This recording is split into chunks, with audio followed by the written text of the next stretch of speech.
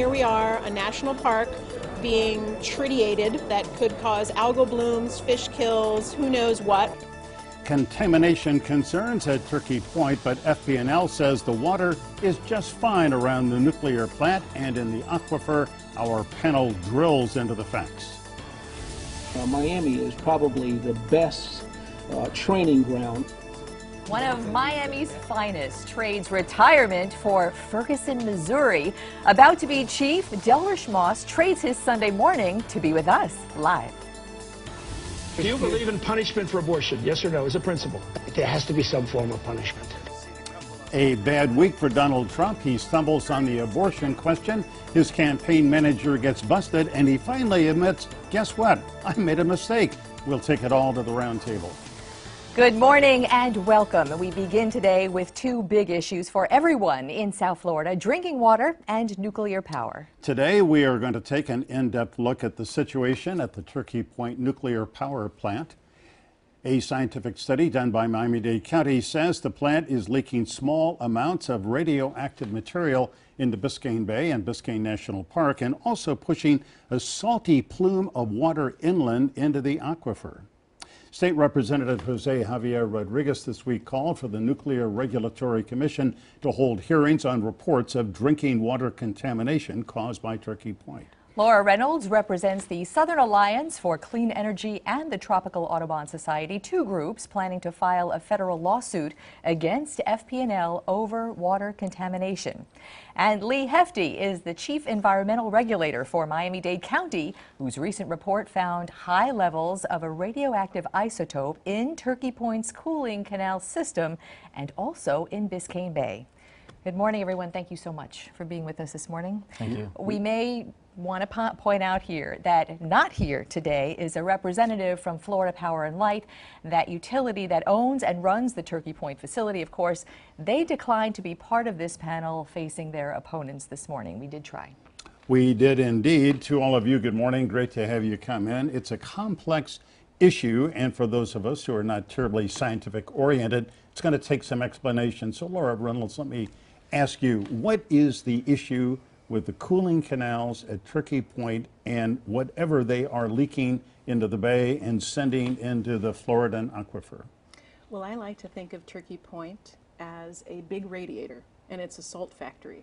So the big problem is we're facing sea level rise. We're trying to restore the Everglades. We have a drinking water issue for at least 3 million people. And all of this is in direct conflict with that.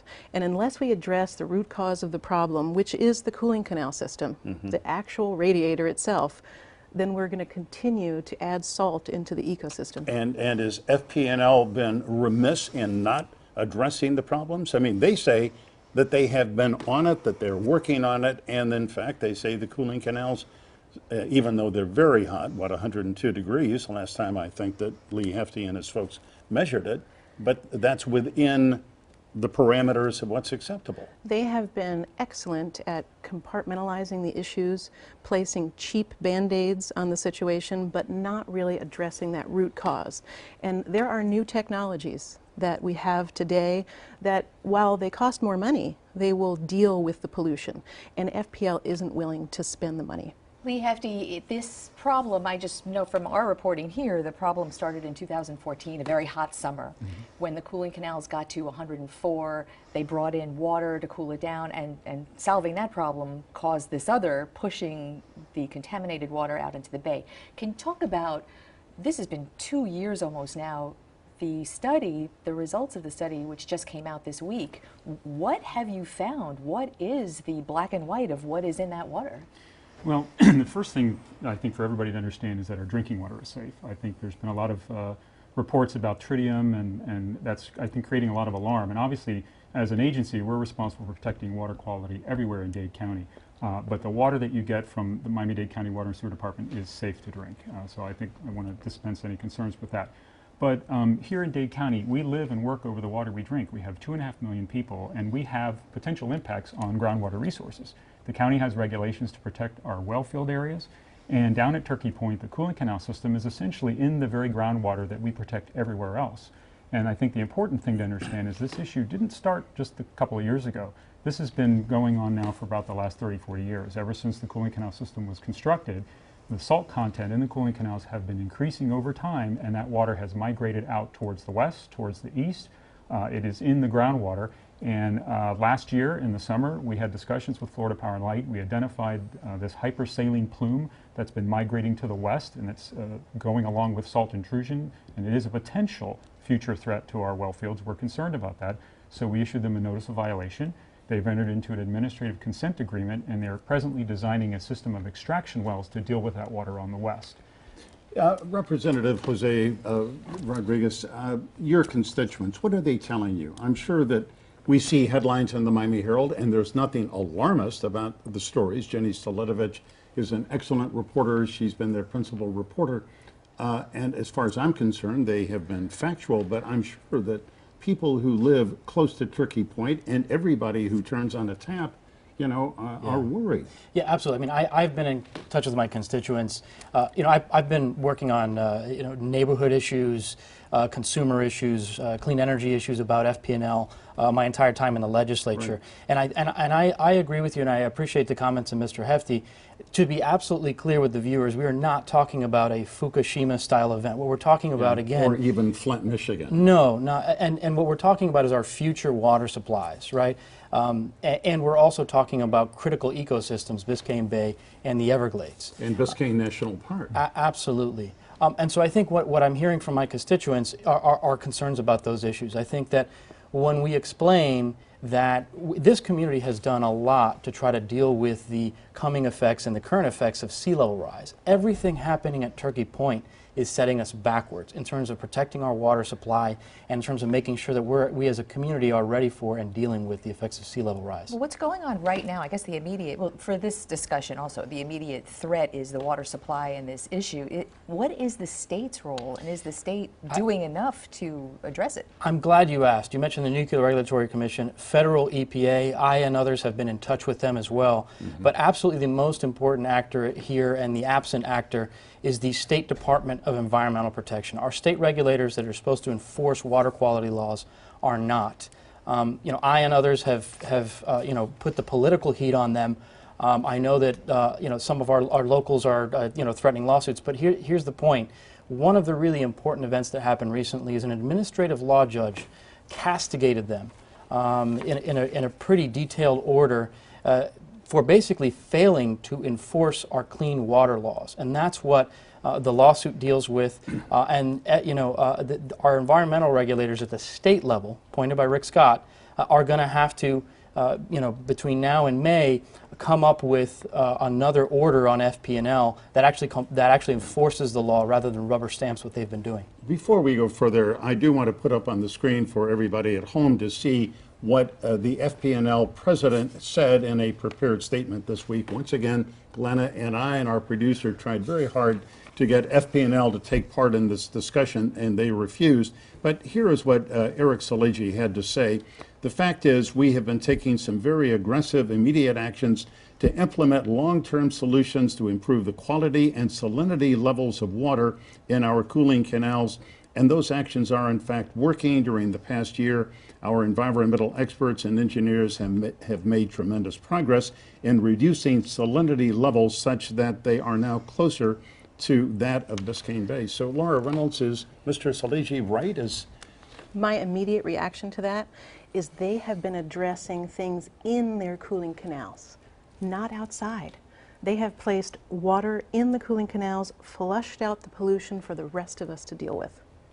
That's my reaction. Lee, your numbers prove that point. Our numbers are indicating, consistent with the time that they were adding additional water to the cooling canal systems, we are now detecting levels in Biscayne Bay of increased ammonia, increased phosphorus, and we're using tritium, that radioactive compound, just as a tracer to fingerprint the water as having come from the nuclear power plant. And we saw the we saw the figures up to 215 times what would be the normal amount. Should we be alarmed about that amount of tritium? No, because all the levels, even in the cooling canals themselves, are below the federal drinking water standards. But because it's so uniquely associated with power plant activity, we're allowed to use that as a way to trace the water as having come from their facility. You know, you talk about water, drinking water is fine, but those well fields have been closed, have they not? So the well fields that service Monroe County have been closed? They're in the pathway.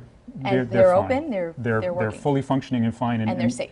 And they're safe. And the important thing to understand, as an agency, Durham is responsible for protecting groundwater resources everywhere. We have wellfield areas, we have regulations that limit certain types of activities in wellfield areas because, again, we live and work over the water we drink. So what you spill in the ground could end up in the water. We have sentinel wells around all of our wellfield areas that we monitor so that we know the water quality well ahead of it ever getting to the well. Well, Miami-Dade Durham, in my view, has been on the case, and that is great. Representative, I see that Senator Ani Cherry Flores of Southwest Miami-Dade, who we also invited to take part, she is out of town this weekend. She has called for a bipartisan Senate committee to look into the cooling canals the way FPNL has reacted to these studies. Is that a good thing? Yeah, anything that the legislature can do, I think, is positive. A select committee, sure, going forward would be great. I think that, again, immediately, all of us should be in touch with the state regulators to make sure they're doing the right thing. And one interesting thing, which I may mention, the public will have an opportunity to weigh in on something indirectly related to this, and that is FPNL is requesting a 23.7% increase in their rates. There will be hearings locally in the summer. Statewide, locally, or just a... For the FPNL rate-paying region. So 23... That's all of South Florida. Yeah. Wow. And precisely at the time when they do not have control over what's happening with their water at Turkey Point. So for those in the public who think, well, what can I do over the summer? Perhaps chime in. We are forced customers of FPNL. You think you'll get some response on that? Hope so. Oh, yeah. I think All so. right, we'll be on that. Lee Hefty, Laura Reynolds, and Representative, thanks for coming in. Thank Appreciate it. This is an enduring issue, and we will stay on it. Sure. Up next, a Miami police veteran prepares to head to the cold north and the hot seat as the top cop in Ferguson, Missouri. Delrish Moss here next.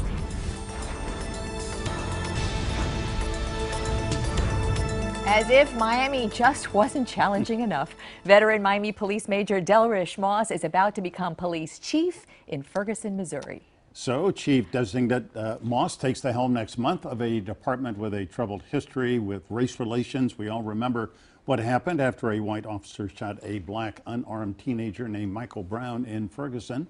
And Delrish Moss is with us today live to talk about the lessons he has learned in 32 years with the Miami PD, and he's taking what he has learned with him to Ferguson. 32 years. Del, You started when you were 11?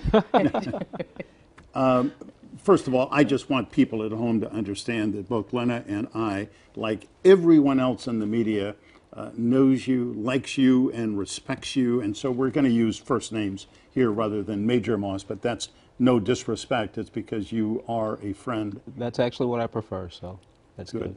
All right, so lessons learned in Miami over 32 years. You had a department that didn't always look like the city it served, but you were part of the change of that. Certainly.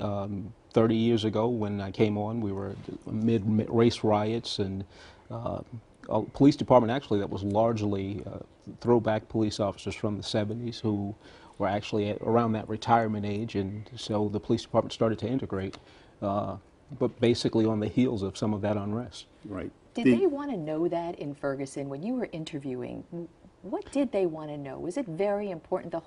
Your experience as a black officer specifically, was that important to them? Well, I don't think it was so much my experience as a black officer. I think what Ferguson was looking for, because especially with the line of questioning, was really how you go about engagement with the community. What is your background with regard to how you relate to people that are not law enforcement and how you bridge that gap? If we can, I want you to explain your own personal history of what inspired you, in a sense, to become a police officer. You were a young man raised living in Overtown, and you had an unpleasant encounter with a white Miami officer. What happened? Well, I had two situations that occurred. The first, I'm sitting on a bus stop waiting to go to work from school, and a police officer comes up. He starts searching my bag. Without asking? Without your asking. permission? Without asking my permission. He walks up, he starts searching my bag, he walks around, he checks me, he asks me, what are you doing here? I told him I was waiting to go to work, and he said, N-word, you don't walk downtown after dark when I'm working. Another incident I had, I was walking from my job again, and I was near the old Biscayne Chemicals. Police officer pulls up, pushes me against a wall. He starts to frisk me. He does nothing to restore my dignity. He leaves as quickly as he came, and left me afraid and shaken and embarrassed, really. And those two things actually were the motivation for me deciding to become a police officer, because I decided I wanted to give my city, or at least my neighborhood, better services than I had gotten. You know, how many people has that happened to who have a distinctly different outcome than you did? Oh yeah, I'm sure. But you know, my grandmother has an old expression, you can't clean a house if you're not in it. And so We'll be using that one. Thanks, Grandma. so I decided to join the police department for two reasons. One, I hoped to become high ranking so I could fire those guys. And did you? No, I became high ranking, but I didn't get to fire them. And the other one was I wanted to give my community better service. Well, I think to a large degree you have succeeded, and you've worked with a number of, I think, outstanding chiefs who have been at Miami PD over the years, and a couple who had some problems. I mean, there was a period where 7 young black men down in the Overtown area were shot over a period of months, and Department of Justice came in, conducted an investigation, and said, you know, you've got to clean up this use of guns against unarmed black men and improve. And thanks to you, I think, in part, the department did. Yeah, I think so, and that really speaks to something that actually speaks to policy not being enough. Leadership has to be at the forefront of how a department is guided. If the leaders aren't doing what they need to do, no matter how good the policy is, it's not going to happen. Because, you know, when you bring that up, we went a 12-month period and then a 24-month period with a policy where no one fired at a person. Mm-hmm. John Timoney was then the John police Timoney. chief, a tough guy, not always loved by the troops, but respected, I think. Yes, but then a few years later, with that same policy, you had a totally different set of circumstances. And it really has to do with if the policy, not only is the policy enforced, but whether the people at the top believe in that policy and they enforce it down. And isn't that such a similar situation with the Michael Brown shooting in Ferguson, which really, that one instance, put Ferguson, Missouri on the map as ground zero for police-race relations? Definitely, definitely. And so, you know, your position largely, in my recent memory anyway, has been with community relations and public information. That's why people know you. You're on TV as the spokesperson. Right. And A calm, rational voice in some very tough situations, being pestered by people like Glenna and me and others. Wait, we don't pester people. You don't pester. We ask respectfully. In any case, that position in the community relations component had to be so key to what they want for their new chief. Well, I think that's mainly the reason I made it to the first group of finalists. I think they looked at my background with regard to public information and community relations, and I think that got me out there in the first place. Del, the last time that I checked, Ferguson, Missouri, it's a suburb of St. Louis. I know it as a kid who grew up in that area, but the last time I checked, it had 54 police officers, and in a predominantly black city, 5 are black. I don't know, maybe that's changed recently, but how are you going to change the equation?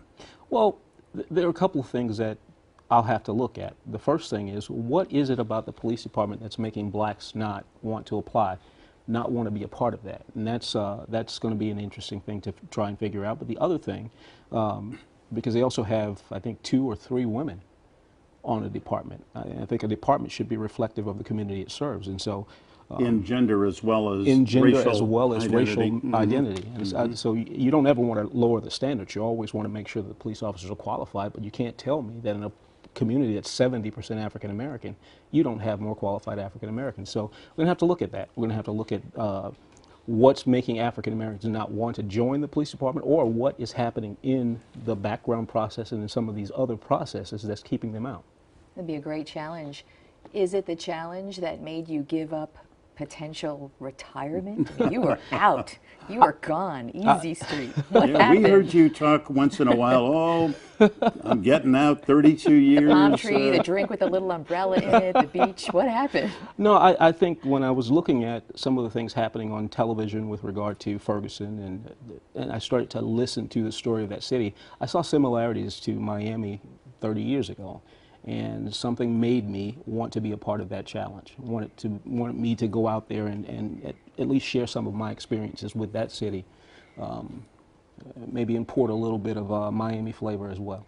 Well, they'll be very lucky to have you. We will miss you a great deal. We in will many miss ways. you. I mean, you know, you are a favorite among reporters and everybody who works with you. Thank you. You have our respect and our affection and our best wishes. Thank you very And much. our thanks for giving up your Sunday morning and coming in for us. That was my absolute pleasure. Thanks, thanks, Del. Thank you.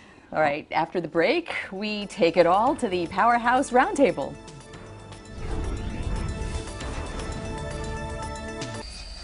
It is time now to take the big news topics of the week to the round table. We have a big, great panel today. Doug Hanks is a reporter for the Miami Herald who concentrates on Miami-Dade government. And Miami attorney and law professor H.T. Smith is with us. Glad to welcome him back to the round table. Also glad to welcome back Mark Caputo, reporter with Politico Florida, author of the Politico Florida playbook that lands in our email early every morning and which dark 100 we hours. consume. What time do you write that puppy? Just depends, really. Well, anyway, great to have you all come in. Thank you very much. Mark, let's begin with presidential politics and Donald Trump's very bad week. No good, very bad week.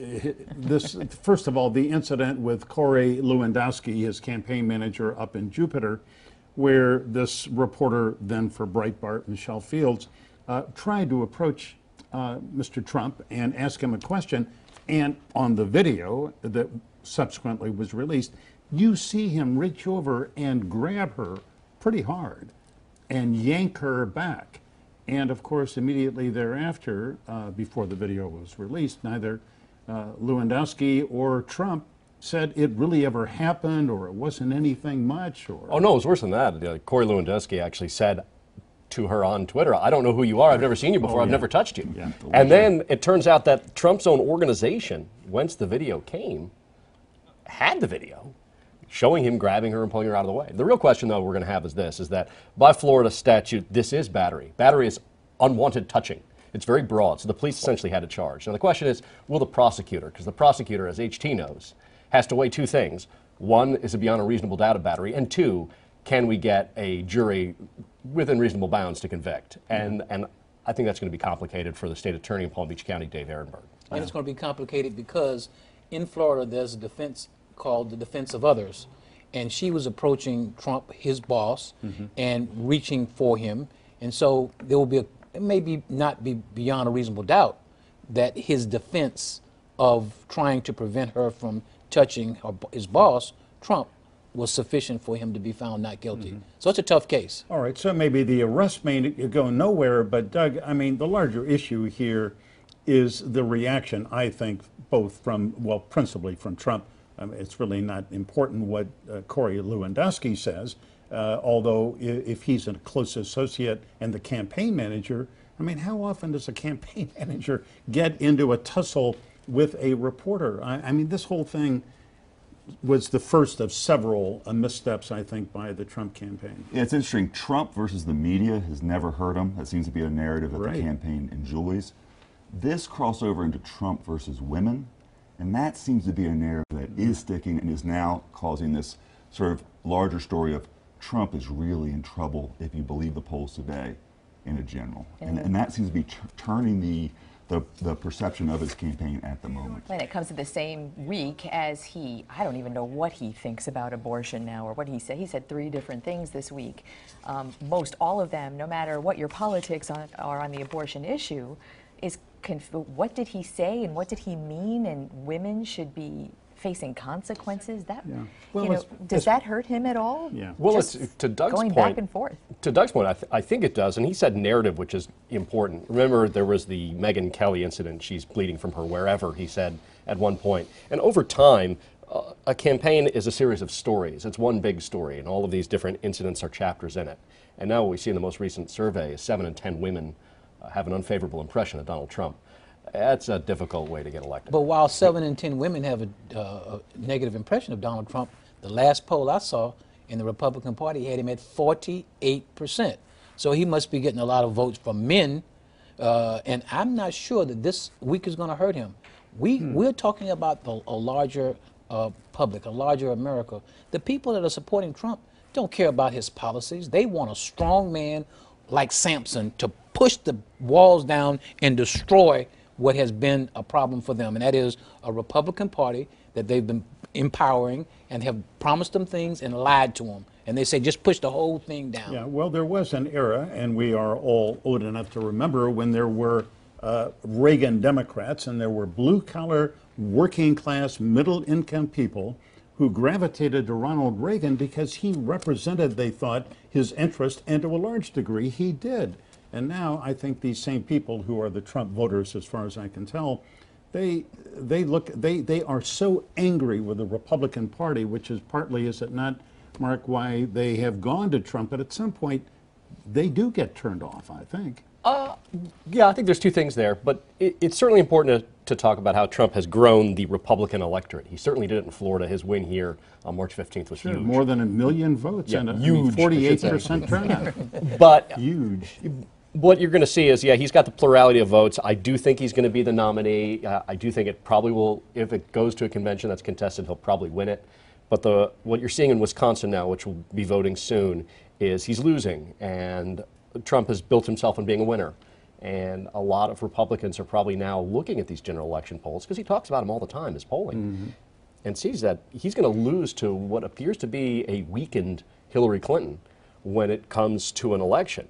And the problem Republicans have now is thinking, oh my, we're going to elect a guy who might be losing by double digits to this candidate. So how important then is Wisconsin this week to him? That's not a do or die thing for him? It's not do or die, but I think it's important. It's important because if Ted Cruz wins it, considering all of the bad press he's gotten, all of the bad poll numbers, we're looking at a real rough patch for Donald Trump. But we've said it before. I'm not counting him out. I do think he'll be the nominee. I think we say it every week. Yeah, I do think he'll have a difficulty in the general. HC, I did note I am a big fan of Peggy Noonan, the former Reagan speechwriter, writes a column every weekend in the Wall Street Journal. She said in yesterday's column that part of the positive effect of Donald Trump for Hillary Clinton is that it's taken a candidate with outsized problems, and made her smaller and more manageable, and in a sense, more attractive. And every time he does or says outrageous things, you know, Hillary looks reasonable. Yep, exactly. And elections are about choices, and we know that Hillary Clinton is a very weak candidate, but when you put her next to Donald Trump, she looks like a titan. And no matter what happens in Cleveland, it's not going to be good for the Republican Party. Yeah. If Donald Trump should be the nominee, and if he is not, he's going to cause some serious, there will be blood on the floor in Cleveland. That's why I asked Caputo before we started whether he'd be there, because I need him to bring me a little of that blood back as a bring token. a swab. Yeah, it's a swab of it back. And Doug, I need to ask you, somehow the irony in all this is that somehow also Ted Cruz has come off as the reasonable person. I mean, here Trump sends out this retweet of this awful picture of Heidi Cruz, and then a attractive picture of Melania Trump, a beautiful woman. And he did tell Maureen Dowd in today's New York Times, I made a mistake, shouldn't have done that. But Cruz as the reasonable alternative? I mean, there's a chance Jeb Bush is watching us right now saying, how did this happen? Ted Cruz is the establishment last great hope against Donald Trump. It's just the craziest election, primary in memory. If Jeb Bush is watching, call in, please. We've got time. And ironically, I did notice that this week that Jeb got a contract with a big speakers bureau to go out, and who knows, he'll be paid big bucks to go out and make speeches. Good for him. But I mean, this was a guy who, in New Hampshire, gave a speech, and at some point he had to say applause. Yes. Applause. No, he gave a speech that put someone to sleep, and now he's going to be paid millions of dollars to give a speech. Hey, good for him. Yeah. Good work if you can get it. On that note, we're going to take a quick break. We got a lot more to talk about, so stay with us.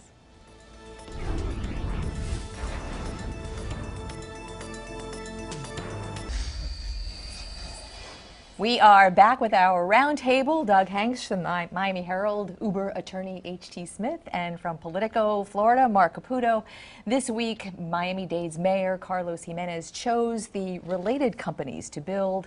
Doug, I know you've been covering Liberty Rising, Liberty Square housing project in Miami-Dade County, an historic housing project that has become ground zero for probably among the worst crime in the county. And this project is going to raise it and rebuild it, and on face value, it sounds like it's something so positive for this community.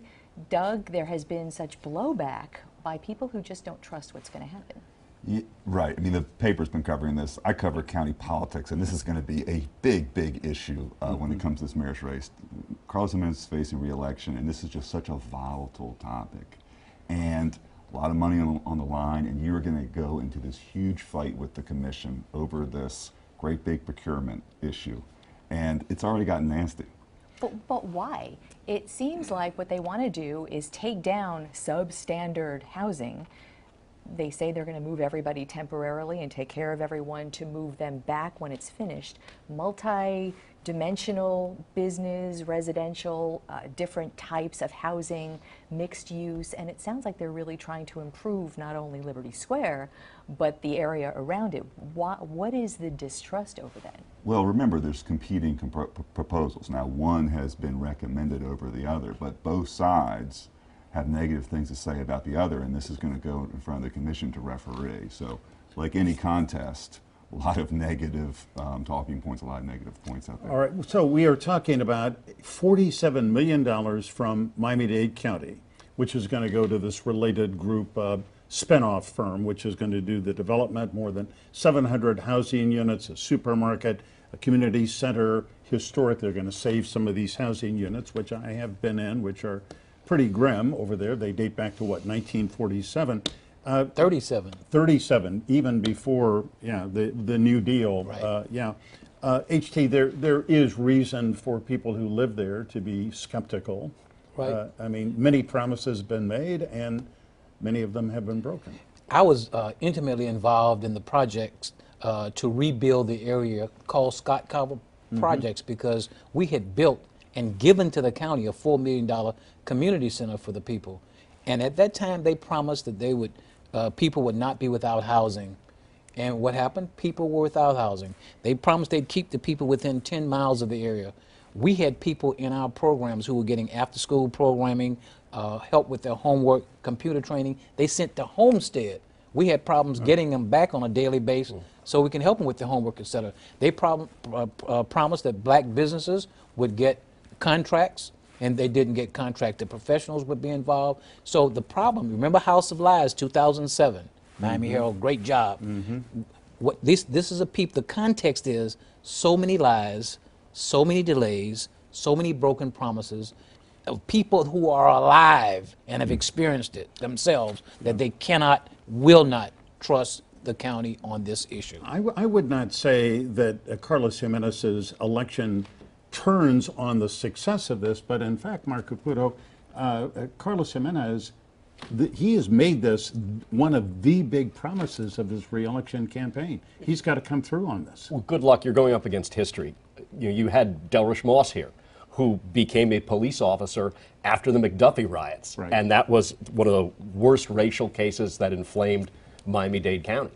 And now you have many of these people who survived all of that historic and institutional racism are now being approached by the same type of government, being told, hey, we're from the local government, we're here to help. And people just don't believe that. I don't know how this happens, but maybe Jimenez has a way out. Maybe he's just doing what he believes in and lets the chips fall where they may. But giving a major contract to a billionaire developer, the optics look a little odd. It's like Isn't it different? It's different in that this time there are districts, so you have people on that commission who are specifically beholden to that neighborhood. There are people, presumably, looking out for that particular neighborhood who have been part of this. That's a good point. But we're also talking about the people who live there sometimes have a different point of view than their elected representatives. For sure. As do you know. they ever? Yes, they do. HT, I have to raise an issue that has been raised by the people in Congress, some people, and also the HUD, federal HUD. They have looked at not just Liberty Square, but other housing projects, Pruitt, Igo, and and also other cities, and have said, all right, we're going to rebuild this, but what we built initially is essentially a black ghetto. Correct. And they have to build something here that offers housing opportunities for people of all races and ethnicities, not just for African Americans. And you better believe if they build that type of housing, people of all races will want it. It's darn like right. will want it and move into it. Affordable housing in a nice new development, yeah. Well, once we finished the Hope 6 project, although they had broken a lot of promises, the actual homes were wonderful. I never forget when I drove over for the first time after they finished the project and saw all of these black and Hispanic families with white picket fences around their homes. I knew now this had been done the right way, and the community has embraced it and the community has protected it. That's what we need also in the Polk and Beans and Lincoln Square, which is the Liberty Square. But the people just don't trust that that's going to happen. Trust is what needs to be built. Doug, what's next? The commission votes on it. And a great big procurement fight on the commission, down to the details. Well, who comes back, and where are we going to be during construction, what's happening next? I mean, all of those are such targets for the losing side, right? Beginning of June, I believe. And the losing side, in fact, at the State of the County address, hired, I believe, about 35 people, bust them in from Liberty Square with signs that said very anti-Carlos Jimenez. So the other competitor for the contract is not giving up. I mean, this fight, the mayor's made a recommendation, but it's not over. Over $300 million at stake. The fight will continue. A lot of money in poverty, isn't there? Unfortunately, has been for a long time. To all of you, thanks for coming in. Great roundtable. So much. Thanks. And congratulations on being a grandfather again, Yay. HT. Up next, a Broward County commissioner is in hot water after allegations surfaced that he lobbied for a big advertising contract at Broward Health. After the break, the one-on-one interview with local 10 investigator Bob Norman, and the gentleman on the right is Chip Lamarca.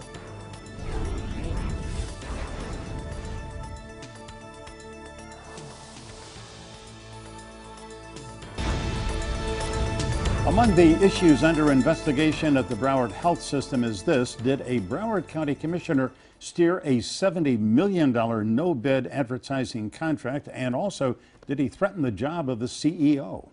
That CEO that he supposedly threatened has since committed suicide, and that commissioner came out fighting. Bob Norman has the interview with Chip Lamarca. This is a unfactual allegation. It's a lie. Broward County Commissioner Chip Lamarca is fighting back against accusations he improperly lobbied Broward Health on behalf of his employer, Zimmerman Advertising, for a no-bid contract worth tens of millions of dollars. I wouldn't threaten a friend. I wouldn't threaten anybody. And that he threatened the late Broward Health CEO Nabil El-Sanati with his job if he didn't go along with it at a meeting at this Fort Lauderdale Waffle House last August that was also attended by Broward Health Vice President Doris Peake, who reported to an outside district attorney that Lamarca was pushing for expanding the Zimmerman contract at the meeting. Peake alleged that Lamarca threatened El-Sanati, telling him, "I put you here and I can take you out." Lamarca said he never threatened El-Sanati, who shocked Broward when he committed suicide in January. And while Lamarca admitted to speaking regularly with El-Sanati and then Broward Health Chairman David DiPietro, his very close friend, as well as attending a behind-closed-doors meeting at Broward Health regarding expanding the contract, he denied he violated a county ethics rule that forbids him from lobbying local governments. This looks like a political insider deal. Isn't your presence, in a sense, lobbying, exerting influence politically? Absolutely not. Categorically false. My job was community relations, and that's what I did. I didn't do contracts. I didn't do advertising. I had no pull. LaMarcus said he recently quit working for Zimmerman so he could cooperate with the Broward Health investigation. In Fort Lauderdale, I'm Bob Norman, Local 10 News. Bob, thanks. Bob also asked for an interview with Doris Peake, the Broward Health Vice President, who made the threat allegation. She declined to comment. And coming up, the politics of problem solving when bad blood threatens good ideas. Stay tuned.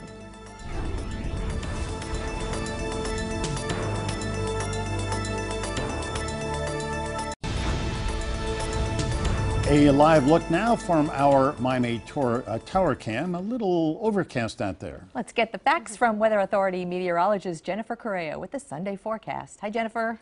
Hi, Glenna. Hi, Michael. Yes, a bit overcast indeed all across South Florida. It's all thanks to a cold front. Now, the leading edge of the cold front has actually passed through, and that's what caused those showers earlier this morning. Nonetheless, we could still have a shower or two, but overall, the rain has definitely died off. Now, keep in mind, temperatures aren't cooling down just yet behind the front. In fact, we've warmed up to the upper 70s, 80 degrees in Marathon, 75 in Fort Lauderdale. Now, we can still warm up into the low 80s, and that's what I'm forecasting with a high of 82, which is normal for this time of year. Now, winds are coming out of the northeast, and they're pretty light right now, anywhere between 8 to up to 10 miles per hour. Certainly lots of cloud cover on the satellite. Not much going on radar. Now, Monday, we still have the chance for showers. We will also stay cloudy. Then high pressure really kicks in from the Gulf of Mexico. This is going to help to bring in a cooler air, so it's a cool start for Tuesday and more sunshine as well. So let's take a look at that 7-day forecast. 82 degrees today, 83 tomorrow for the high, then only 81 on Tuesday and 79 on Wednesday. By the way, Tuesday, Wednesday, beautiful days. A better chance for showers will return on Thursday. Glenna? Jennifer, thanks. There is no doubt we are a community so much more focused on gun violence than ever before. And you would think a steady schedule of young people shot and killed, shock and grief would put South Florida families and leaders on the same team with the same goal. Well, this week we saw another weapon in this fight: politics. Miami-Dade's mayor and police director laid out plans this week to, among other things, assign officers who volunteer as mentors and guides to kids identified as high risk for becoming violent or criminal. There are also plans to ramp up opportunities for work experience and athletics, recreational activities, 25 initiatives. Many use grant money. But just hours after they laid out these new ideas came a scathing critique from the police union, calling them, quote, a false sense of security and hope, unquote, and repeating warnings of short staffing in the police department. Those union concerns, they definitely deserve attention and answers, but the politics of it cannot be ignored. The mayor and the police union, they are longtime political adversaries. And while that may be a bit inside baseball in a lot of ways, bad blood can threaten good work. South Florida's neighborhoods with the highest crime rates are also the ones where the people are most skeptical about police actions, afraid of heavy-handed policing, of aggressive tactics and perceived profiling. These communities don't want aggressive policing. They do want effective policing, and being effective against crime means addressing it at its root: poverty, alienation, hopelessness, illiteracy, stagnation, before that toxic stew produces a criminal. If elected officials seem to come up with more and better ideas in their election years, if political motivations are the fuel for fixing problems and saving lives, so be it. But politics should not stand in the way of it. So what do you think? We invite you to weigh in on any topic you like. And remember, stay informed, get involved. Have a great Sunday.